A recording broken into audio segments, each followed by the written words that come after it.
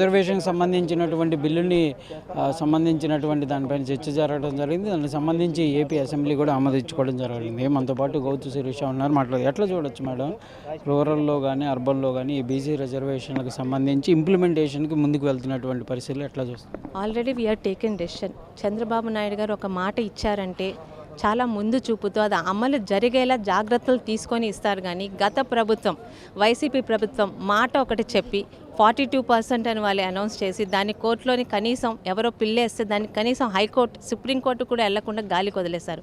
ఈరోజు చంద్రబాబు నాయుడు గారు చాలా ఆలోచించి, ముఖ్యంగా ఇటు ఎన్డీఏ కూటమిలోని బీజేపీ వారి సహకారంతో, ఇక్కడ పవన్ కళ్యాణ్ గారి సలహాలతో రేపు ఉదయమే అంటే వితిన్ అక్టోబర్లో జరగబోతున్న మున్సిపల్ ఎలక్షన్స్, అలాగే జెడ్పీటీసీ, ఎంపీటీసీ, సర్పంచ్ ఎలక్షన్స్లోని ఈ 34% అలాగే 33.33%ని అమలు చేస్తామన్న నమ్మకంతో ఈరోజు మాట ఇచ్చారు. మాకు ఆ నమ్మకం ఉంది.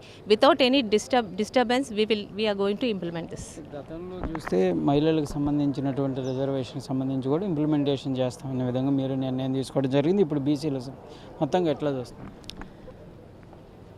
చంద్రబాబు నాయుడు గారు ఒక డెసిషన్ తీసుకున్నారంటే దానికి ఆయనతో పాటు కూటమిలో ఉన్న ప్రతి ఒక్కరు కమిట్మెంట్ అయ్యేలాగా ఆయన డెసిషన్ తీసుకుంటారు. ఇప్పటి వరకు చేస్తున్న ప్రతి హామీలు కూడా మాకు ఈరోజు కూటమి ప్రభుత్వంలో అలయన్స్ పార్టీలు మాకు సహకారం చేస్తున్నాయి. అలాగే ఇంకా 33% ఉమెన్ రిజర్వేషన్ సెంటర్లో ఓకే అవ్వకపోయినా మొన్న మహానాడు సందర్భంగా మా యువ నాయకులు మేము ఖచ్చితంగా మా రాష్ట్రంలో అమలు చేసి తీరుతామన్నప్పుడు మీకు అర్థమైంది. మాట ఇచ్చారంటే కమిట్మెంట్ అవుతుందని ఖచ్చితంగా నమ్మకం ఉందండి. చేసి తీరుతామన్న ఒక బలీయమైన నమ్మకంతో రేపు ఉదయం 2 నెలల్లోనే కూటమి ప్రభుత్వం ఈరోజు లోకల్ బాడీస్కి వెళ్తుంది. అందులో అమలు చేసి తీరుతాం. అప్పటికైనా ప్రతిపక్షాలు నోరు మూసుకుంటాయని అనుకుంటున్నాం. ప్రధానంగా బీసీ రిజర్వేషన్లకు సంబంధించినటువంటి అంశంలో కంపల్సరీగా చంద్రబాబు నాయుడు, సీఎం చంద్రబాబు ఏదైనా హామీ ఇచ్చాడంటే అది కంపల్సరీగా అమలు జరుగుతుంది అనే విధంగా కూడా గౌతు శిరీష చెప్తున్నటువంటి పరిస్థితి. కెమెరామెన్ మనోజ్తో సాయి శంకర్, ఏపీ అసెంబ్లీ నుంచి.